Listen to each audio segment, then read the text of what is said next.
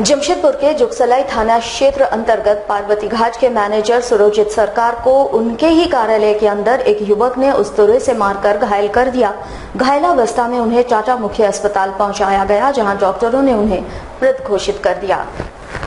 वैसे हत्या के बाद आरोपी ने खुद जुगसलाई थाने में जाकर आत्मसमर्पण कर दिया है। वैसे सुरजीत सरकार पार्वती शमशान घाट में मैनेजर के पद पर पदस्थापित थे।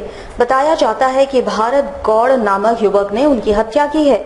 भारत गौड़ को पार्वती घाट के मैनेजर ने 1 वर्ष पूर्व नौकरी से निकाल दिया था और इसी का रंजिश दोनों के बीच चल रहा था। शनिवार को अपराधी भारत गौड़ ने उनके कार्यालय में घुसकर उस तरह से उन पर वार किया और उनकी हत्या कर दी, जिसके बाद जुगसलाई थाने में वो हथियार के साथ आत्मसमर्पण भी कर दिया।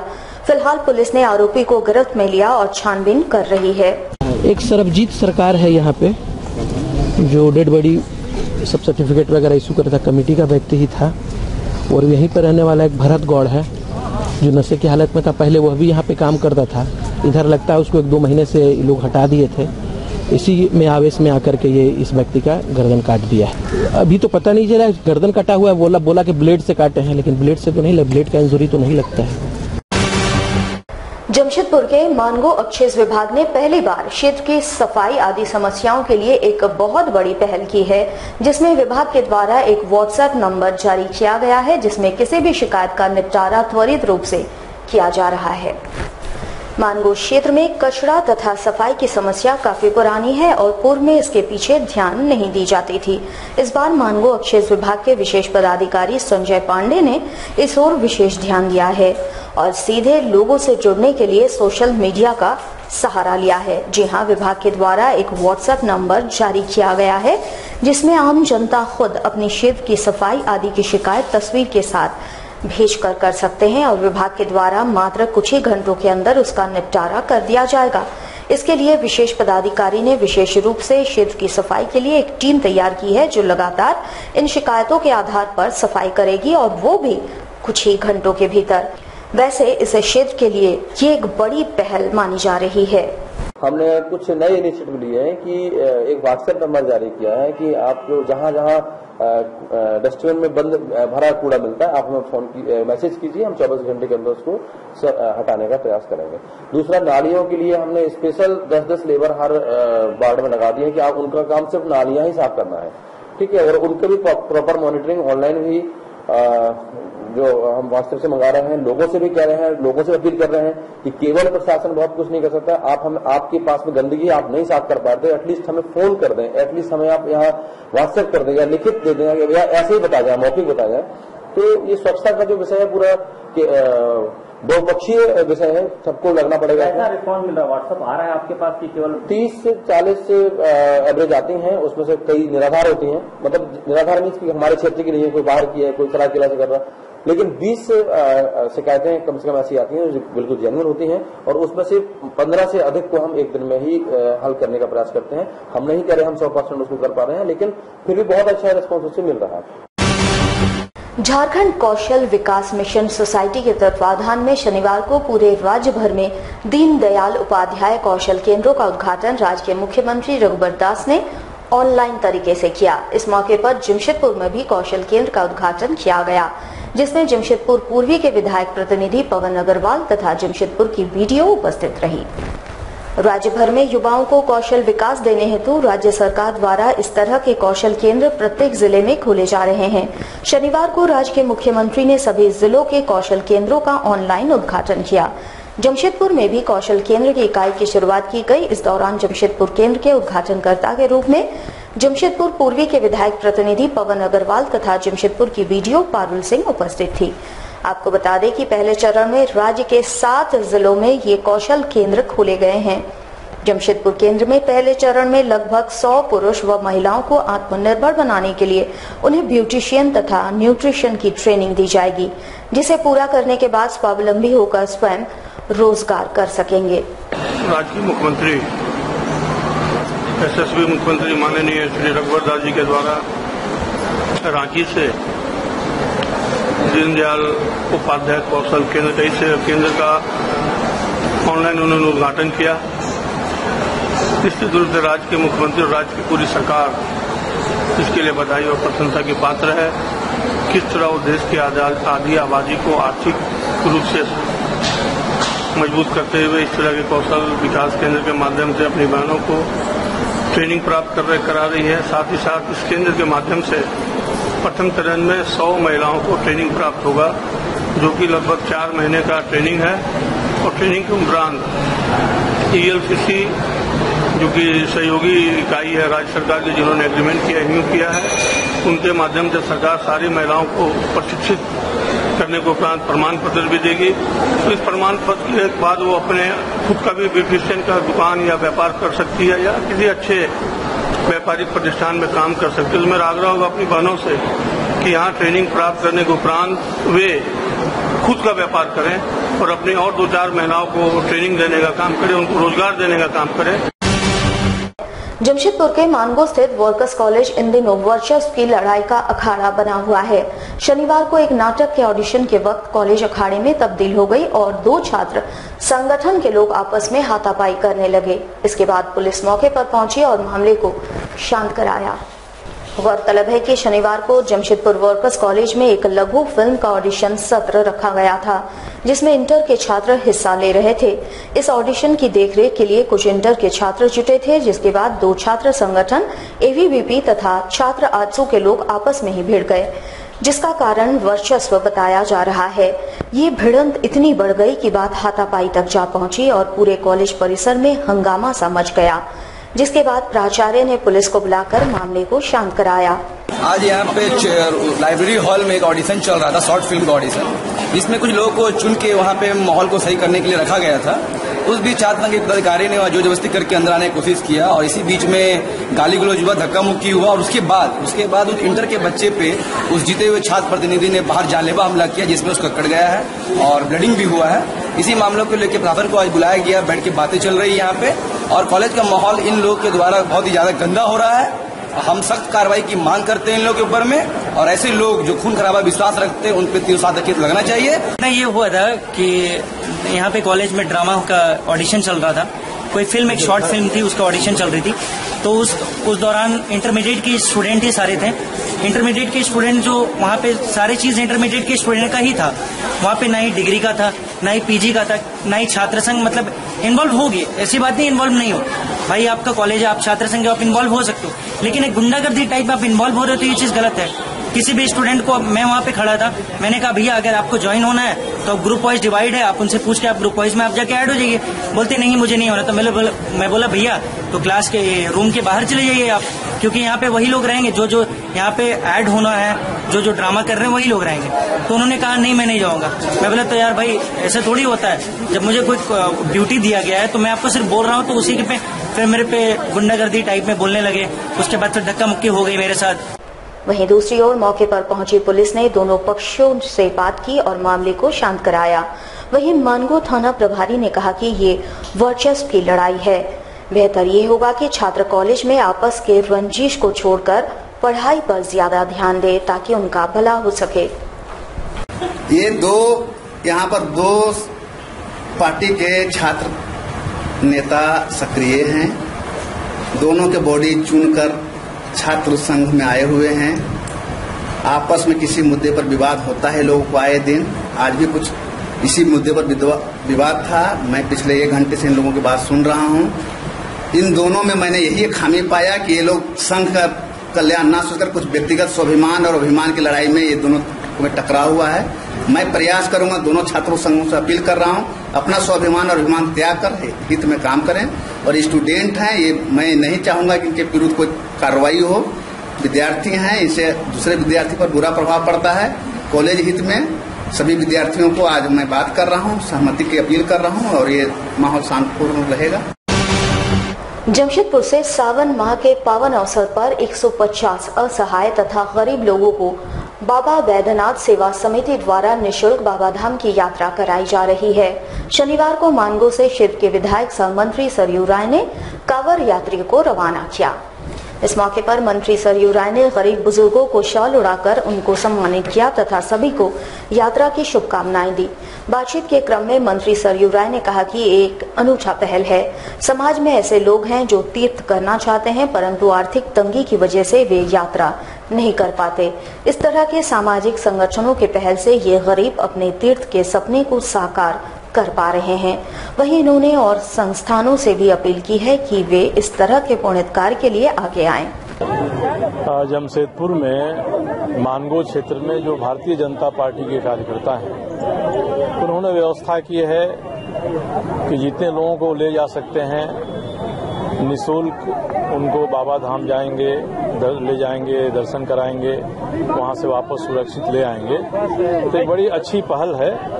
इस वर्ष मानगो में आरंभ हुआ है। हम लोग चाहेंगे कि इस वर्ष से ही या अगले वर्ष से हमारे क्षेत्र के जो अन्य मंडल हैं, साक्षी है, विष्णुपुर है, कदमा है, सोनारी है, इन सबों से भी भारतीय जनता पार्टी के कार्यकर्ता अपनी व्यवस्था करके और जितने लोगों को ले जा सकते हैं उनको बाबा धाम सावन में दर्शन कराने के लिए ले जाएं। ये अच्छी पहल है, मैं इसका स्वागत करता हूं और जो इसके जो व्यवस्थापक हैं उन सभी को मैं अपनी ओर से बधाई देता हूं और धन्यवाद देता हूं। विगत दिनों आरआईटी थाना अंतर्गत बनता नगर स्थित राज्य आवास बोर्ड की जमीन को अतिक्रमित कर घर बनाए लोगों को उजाड़ दिया गया है। अब सवाल ये उठता है कि आखिर जब इन लोगों द्वारा अतिक्रमण किया जा रहा था तब प्रशासन कहां था? अब बरसात के मौसम में कहां जाएंगे ये लोग? वहीं विपक्ष को भी सरकार को घेरने के लिए एक मुद्दा मिल गया है। पिछले दिनों आरआईटी थाना अंतर्गत बनता नगर से आवास बोर्ड की जमीन को अतिक्रमित कर रह रहे लोगों को उजाड़ दिया गया है। आपको बता दें, ये लोग पिछले 35 सालों से यहाँ रह रहे हैं। अब सवाल ये उठता है कि जब इनके द्वारा अतिक्रमण किया जा रहा था तब कहाँ था प्रशासन या आवास बोर्ड के अधिकारी? वैसे इन अतिक्रमणकारियों के पास आधार कार्ड, राशन कार्ड, बिजली बिल और आवास बोर्ड की रसीद भी है। ये तो साफ है कि आवास बोर्ड के अधिकारी और कर्मचारियों की मिलीभगत से यहाँ अतिक्रमणकारियों को बसाया गया था। आज नहीं बल्कि अविभाजित बिहार से ही इन्हें संरक्षण दिया जा रहा है। अगर ऐसा ही है तो अचानक अब इन्हें उजाड़ने का क्या तात्पर्य बनता है? देखिए, इस संबंध में है कि करीब 720 एकड़ जमीन हम लोगों ने पार किया इंडियन समय में 64 से शुरू हुआ, 72, 74, 80, 83 तक। लेकिन 200 एकड़ के आसपास जमीन दिल्ली में, टंगा में, गोविंदपुर में, बागेरा में, सब जगह मिलाकर और भी 200 एकड़ जमीन लग रहा है। अब इन अतिक्रमणकारियों को अचानक उजाड़े जाने से विपक्षी पार्टी को भी सरकार को घेरने का मुद्दा मिल गया है। आदित्यपुर LIG के सामने 10 परिवार जो हैं 35 बरस से रह रहे हैं और रह भी रहे हैं, तो ऐसा नहीं है कि उन लोगों का सहयोग इनको प्राप्त नहीं है। हर सरकार की यह कोशिश रहती है कि जिनके पास आवास नहीं है, रहने की जगह नहीं है, उनको बढ़िया से बसाया जाए ताकि वो लोग भी गरीबी रेखा से ऊपर उठ सकें। जब 10 परिवार के लोग, ऐसे तो अपने झारखंड में लाखों लाख परिवार हैं, एक ओर मालिकाना हक देने की बात की जाती है, दूसरी ओर उजाड़ने का काम किया जा रहा है। तो बसाने का काम सबसे पहले होना चाहिए। वहीं भुक्तभोगी जिन्हें हटाया गया है उनमें भी सरकार के खिलाफ नाराजगी है। पर इस मुद्दे पर कहां तक सरकार दोषी है, सोचने वाली बात है। जब इन अतिक्रमणकारियों द्वारा कई सालों पहले स्थल को अतिक्रमित किया जा रहा था, तत्कालीन सरकार ने तब उन्हें क्यों नहीं रोका? यानी अविभाजित बिहार सरकार ने ही इन्हें पनाह दी थी। हम 25 साल से रह रहे थे। मेरा मर्द 2 साल से गिरा है। हमको आँख से लौक नहीं रहा। हम लोग अंधा बेहर आदमी वहाँ पर खा रहे थे। खाली एक दिन मोहलत मांगे, नहीं मिला। मेरा 50,000 का एल्वेस्टर टूट गया। उसके बाद हमरा केनियो रहने जोग नहीं है, ना घर मिलता, भाड़ा पर न कुछ मिलता। हम बहुत झोपड़ी में ऐसे तैसे गुजर कर रहे हैं, माटी में, पानी में भीज के। ये कहाँ का इंसाफ है? सब बोलता था कि नोटिस दे रहे हैं तो आप ठीक करिए, आपको घर नहीं टूटेगा, द्वार नहीं टूटेगा, आपको जहाँ है तहाँ मिलेगा। ये कौन कहाँ का इंसाफ हो गया? रहे थे और जो है कि आश्वासन देते गया कि कौन आश्वासन देता था? सियासन जी। क्या बोलता था? बोल आप लोग का ये जब अथी होगा, प्रोग्राम होगा तो अलॉटमेंट होगा आप लोग का। पैसा देते थे उसको? हाँ। कितना देते थे? जो है कि जो भी कभी 2000 4000 ऐसे करके ले जाते थे। और जो है ये बरसात का मौसम में जो है सबके घर से बेघर कर दिया गया। बाल बच्चे सब भींज करके रह रहा है। हमारा पेटे जलाई মরছি জল না চলে রইতে বসে আছি জলে বিচ্ছি কাপড় খানি না কিছু না सब तो डोजर डुबाई दिल सिंहासन बाबू हर महीना 5,000 रुपया ले रहा था। हर महीना घर होगा घर तुम लोगों का होगा जमीन होगा यही बोल के ले रहा था। और लेने के बाद ऐसा कर दिया जो रोड में सबको सोला दिया। कोर्ट ने सोनारी कागल नगर निवासी और झारखंड राज्य क्रिकेट एसोसिएशन के सदस्य उज्जवल दास और शेषनाथ पाठक की याचिका पर एसोसिएशन के पूर्व अध्यक्ष अमिताभ चौधरी, पूर्व सचिव राजेश वर्मा और अन्यों के खिलाफ धारा 156(3) CRPC के तहत प्राथमिकी दर्ज करने का आदेश दिया है। कोर्ट ने 10 जुलाई को आदेश जारी किया है। इसके बावजूद 4 दिनों बाद भी बिष्टुपुर पुलिस द्वारा प्राथमिकी दर्ज नहीं की गई। उज्जवल दास और शेषनाथ पाठक अमिताभ चौधरी तथा अन्य पर प्राथमिकी दर्ज कराने के लिए बिष्टुपुर थाने का चक्कर लगा रहे हैं। शेषनाथ पाठक के अनुसार JSCA के पूर्व अध्यक्ष अमिताभ चौधरी के कार्यकाल में उनकी टीम द्वारा रांची में खेल मैदान का निर्माण कराया गया, जिसमें उन लोगों ने 196.23 करोड़ रुपए का गबन किया है। उन्होंने इसकी शिकायत पहले थाने में की। पुलिस ने प्राथमिकी दर्ज नहीं की थी, जिसके बाद उन्होंने कोर्ट में शिकायत की। कोर्ट ने 10 जुलाई को सभी पर प्राथमिकी दर्ज करने का आदेश दे दिया है। कोर्ट के आदेश की प्रति गुरुवार को थाना भी पहुंच गई। लोग 10 जून को एक केस दर्ज किए थे JSCA के ऊपर में। इसमें केस में हम लोग जो 4 लोगों को हम लोग बनाए थे इसमें अभियुक्त। इसमें JSCA के पूर्व अध्यक्ष अमिताभ चौधरी वर्तमान में सेक्रेटरी हैं, कार्यकारी सेक्रेटरी हैं BCCI के, राजेश वर्मा और कोषाध्यक्ष गोविंदो मुखर्जी और एक हैं आपका, उनका नाम मैं याद नहीं है। तो इनके ऊपर हम लोगों ने केस दर्ज किया था। तो उस समय इन लोगों ने केस नहीं रजिस्टर्ड करके कहा कि मैं अनुसंधान करूंगा, और बड़ा बाबू से भी हमारी बात हुई थी बिष्टुपुर थाना की, तो बोले कि मैं केस नहीं करके मैं अनुसंधान करूंगा। उसके बाद इन्होंने कुछ नहीं किया, सना दर्ज कर लिया, और 10 तारीख का था, 12 तारीख को इन्होंने सना दर्ज किया। उसके बाद फिर हम लोग देखा कि कोई कार्रवाई नहीं कर रहा। हम लोग CGM कोर्ट में गए। वहाँ पे मिस्टर GK तिवारी जो ये हैं CGM में जज हैं, उन्होंने ये आदेश पारित किया 156(3) के तहत, और ये कल कागज इनके पास आ गया, कोर्ट का आदेश इनके पास आ गया। अभी तक ये केस रजिस्टर्ड नहीं किया, इसलिए हम लोग सुबह से इनके पास भटक रहे हैं। और एक बार हमारी फ़ोन पे बात भी हुई, तो इन्होंने बोला कि ठीक है मैं देखता हूँ क्या करना नहीं करना है, लेकिन कोर्ट का आदेश है कि इनको केस लेना है 156(3) के तहत। जमशेदपुर के राहड़गोड़ा शिव मंदिर के समीप अशोक तिवारी की पत्नी सीमा देवी की संदिग्ध हालत में शव मिला है। पति द्वारा बताया गया कि कल मंदिर जाने के लिए वो निकली थी, जिसके बाद शनिवार को महिला का शव बरामद किया गया है। ये मामला परसोडी थाना क्षेत्र का है, जहां शिव मंदिर के समीप रहने वाले अशोक तिवारी की पत्नी सीमा देवी का शव पाया गया। बताया जाता है कि सीमा देवी बीते दिनों घर से मंदिर जाने की बातें कहकर निकली थी, जिसके बाद वो वापस घर नहीं पहुंची। घर के पास ही एक खाली कमरे में संदिग्ध हालत में उनका शव बरामद किया गया। शव मिलने से क्षेत्र में गहमागहमी का माहौल बना हुआ है। घटना की सूचना पुलिस को दी गई। पुलिस ने मौके पर पहुंचकर शव को अपने कब्जे में कर पोस्टमार्टम के लिए भेज दिया है। वैसे पुलिस मौत का कारण जहर खाना बता रही है, लेकिन परिजनों की माने तो सीमा देवी की हत्या की गई है। फिलहाल पुलिस सारे गुत्थियों की जांच कर रही है। ये अभी इसमें पोस्टमार्टम रिपोर्ट आने पर ये स्थिति स्पष्ट हो पाएगी ये मामला क्या है। इसमें अभी प्रथम दृष्टया लग रहा है कि ये जहर खा करके मृत्यु है, परंतु इस मृत्यु में कोई एक्सटर्नल अभी इंजरी नहीं दिखाई पड़ रहा है।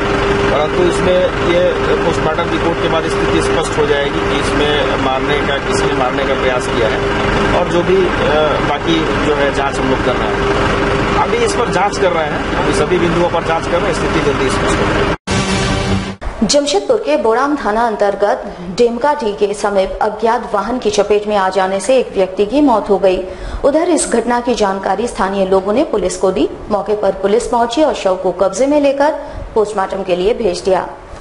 हालांकि मृतक की पहचान अभी तक नहीं हो पाई है। आपको बता दें, जिस जगह पर सड़क दुर्घटना हुई है, इस जगह को लोग मौत की सड़क के नाम से जानते हैं, क्योंकि हर महीने यहाँ पर मौत होती रहती है, और वो भी सड़क दुर्घटना में। मृतक के शव को पुलिस ने पोस्टमार्टम के लिए भेज दिया है। अज्ञात मृतक है, दिमाग इसका खोया हुआ था, रोड पर इधर उधर दौड़ा रहा था, जिनका ग्राम के पास NH-30 पक्की सड़क पर किसी अज्ञात गाड़ी के द्वारा, किसी अज्ञात गाड़ी के चालक के द्वारा तेजी लापरवाही से चलाते हुए इसको रगड़ दिया। यही मामला है। नहीं है जानकारी, किसी लोग ने नहीं बताया कि कहाँ के रहने वाला है, क्या है नहीं है। पागल के रूप में देवका डी ग्राम के पास लाई पहाड़ी से करीब 2 किलोमीटर आगे। मारवाड़ी महिला मंच की ओर से घाटशिला में राखी मेले का आयोजन किया जा रहा है। यहाँ 10 रुपए से लेकर 2000 रुपए तक में राखियां उपलब्ध है। मारवाड़ी महिला मंच की ओर से पहली बार घाटशिला में राखी मेले का आयोजन किया जा रहा है। इससे पहले जमशेदपुर और कोलकाता में ही मंच द्वारा इस तरह का मेला आयोजित किया जाता था। मेले में 10 रुपए से लेकर 2000 तक में राखियां उपलब्ध है। मंच द्वारा महिलाओं को स्वरोजगार से जोड़ने के लिए राखी मेले का आयोजन किया जाता है। हमारे साथ लगातार जुड़े रहने के लिए आप हमें YouTube पर जरूर सब्सक्राइब करें।